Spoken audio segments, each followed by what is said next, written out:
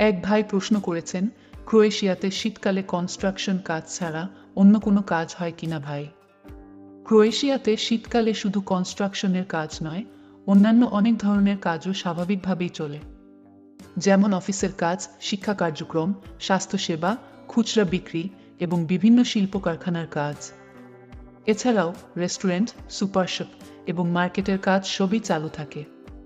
তীব্র শীতের কারণে কিছু কাজের গতি কমে যেতে পারে, তবে মোটামুটি সব ধরনের কাজই অব্যাহত থাকে। বিভিন্ন খাতের কর্মীরা শীতকালীন পরিস্থিতি সামলে কাজ করে, যেমনটা অন্য শীতপ্রধান দেশগুলোতেও দেখা যায়।